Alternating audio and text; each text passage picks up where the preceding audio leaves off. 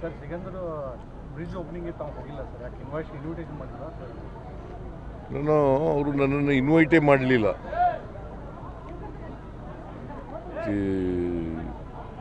ಇನ್ವಿಟೇಷನಲ್ಲಿ ಹೆಸರು ಹಾಕೊಂಡಿದ್ದಾರೆ, ಆದರೆ ಇನ್ವೈಟ್ ಮಾಡಬೇಕಲ್ವಾ?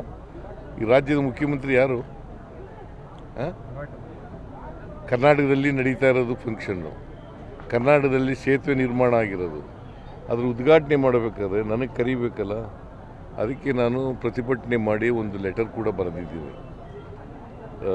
ಇವರಿಗೆ ಯಾರವರು ನಿತಿನ್ ಗಡ್ಕರಿ ಅವರಿಗೆ ಪತ್ರ ಬರೆದಿದ್ದೀನಿ. ಈ ಮಾದೇವಪ್ಪ ಇದ್ದಾಗಲೇ PWD ಮಿನಿಸ್ಟರ್ ಆಗಿದ್ದಾಗಲೇ DPR ಆಗಿತ್ತು. ಅದು KRDCLinದ DPR ಆಗಿ ಅದು ದೊಡ್ಡ ಸೇತುವೆ ಅಂತ ಹೇಳಿ ನ್ಯಾಷನಲ್ ಹೈವೇಗೆ ಕೊಟ್ಟದು ಅದನ್ನು. ಸೊ ಅದಕ್ಕೆ ಹಾಗಂತೇಳಿ ಅವರೇ ಇದು we are in the federal state, cooperative federalism ಅಂದ್ರೆ ಇದೇನಾ?